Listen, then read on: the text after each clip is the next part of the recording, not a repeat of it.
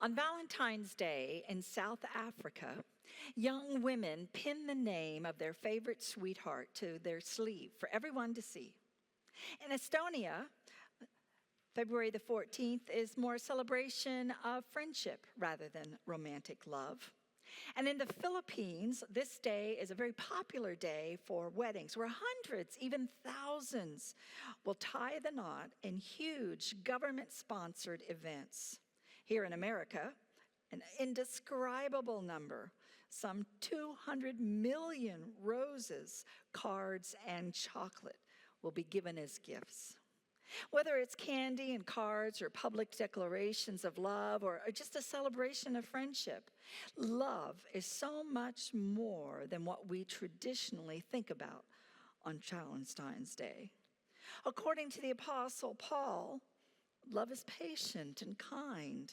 Love is not envious or boastful or arrogant or rude. It does not insist on its own way. It is not irritable or resentful. It does not rejoice in wrongdoing, but rejoices in the truth. It bears all things, believes all things, endures all things. In this case, love is a commitment, an expression of respect and trust. Love is an echo of God's love for us, because love, as we heard in the children's sermon, never ends. Our story begins with three women who are widowed and hungry. Naomi's husband and sons have died. Naomi and her daughters-in-law are without any means of support. Naomi knows there is no longer a future for her in Moab, where she is living. In a patriarchal society, widows could only find security through their sons or through remarriage. Naomi and her daughter-in-laws had very little choice. They must remarry. However, Naomi knows she's too old. And Naomi decides to return to Judah in search of a new beginning and encourages Ruth and Orpah to do the same, to return to their families. Orpah does choose to return to her family, but Ruth, as we hear in today's reading, refuses to budge. Where you go, I will go. Where you lodge, I will lodge. And your God will be my God, your people, my people. Ruth commits herself completely to a journey that will take her places she's never been, among people she does not know, all for the love of a woman who has shown her love as her mother. The deep love these two women share is evident. Their bond goes beyond duty, belying the loyalty that comes from a relationship that's built on trust and respect.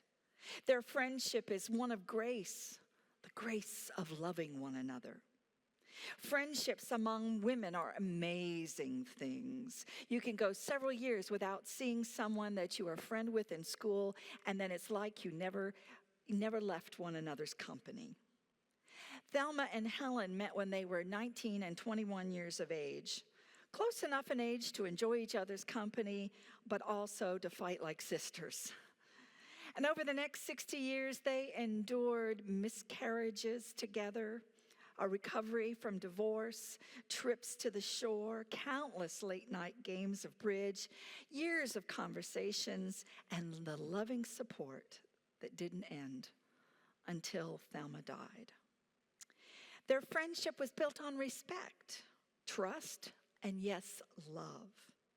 If we're fortunate enough in life, we'll have a friendship such as this, one that stands the test of time by getting us through the hard times and celebrating with us the good times.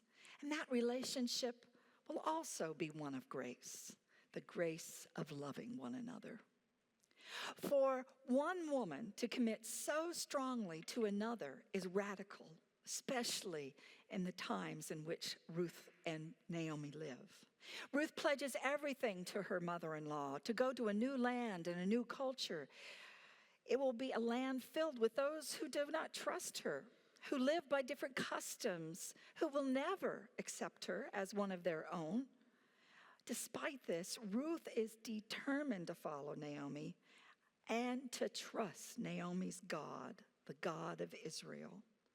Although she pledged to live as they live, believe as they believe, she will always be an alien in their midst. For Naomi, the trip seems foolhardy. She reasons the loss of her family must be for something that she has done, that is God's punishment for her. It's punishment that she believes can only end in death. She's given up. And so when Ruth makes the offer, she says nothing. By losing her sons and her husband, she has lost everything: her home, her identity, her future. And she is so knocked down by the circumstances that are beyond her control, she sees no way forward. And Naomi's very faith suffers, just as ours suffers when we are knocked down by life. But she has no hope. Her grief seems insurmountable. Ruth's outright refusal, though, to leave Naomi's side begins a journey from death to life.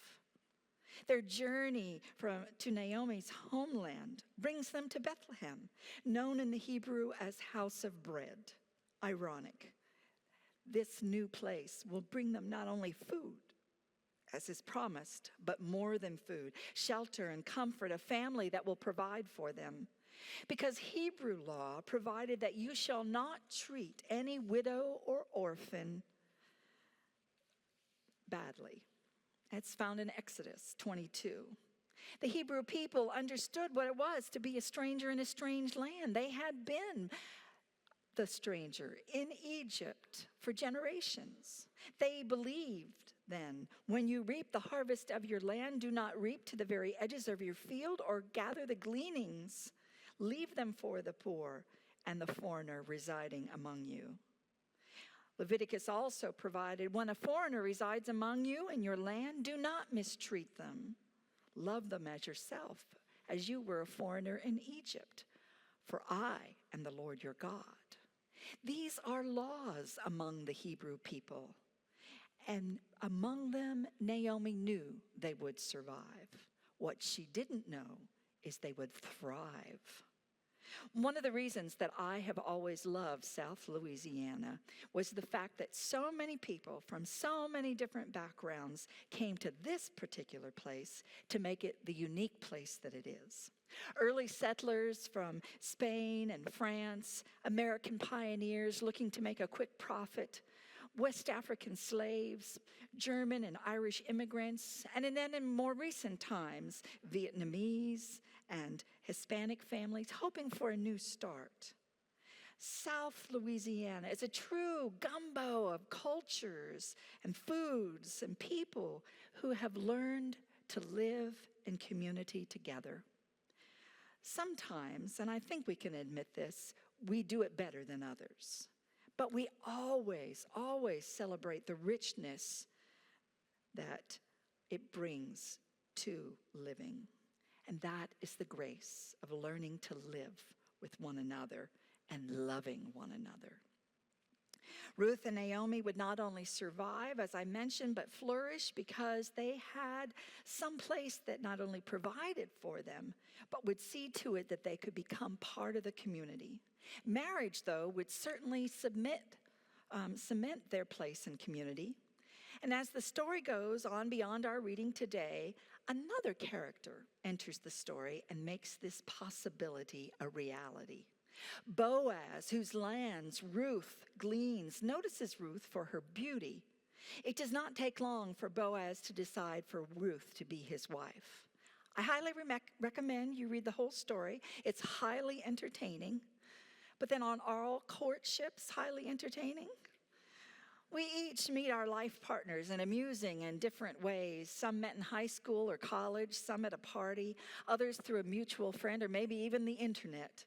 We never know where love will strike and develop a relationship that leads to a lifetime commitment. I met my own husband, Brian, where we were both sitting in the lounge of the theater department at the University of Texas in Austin. I was reviewing my lines for my audition in a series of plays. Brian was doing the same. After 39 years, we still argue about who spoke to whom first. I maintain that he asked me a question, but he says I ask him. Silly how it all began.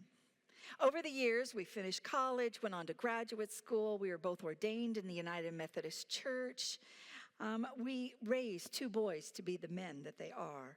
We moved 16 times over those 39 years, and we finally have landed here in Louisiana. Every day, every month, every year has accumulated the grace of loving one another. Ruth and Boaz's marriage was a new beginning. It was not long before Ruth gave birth to their newborn, a son.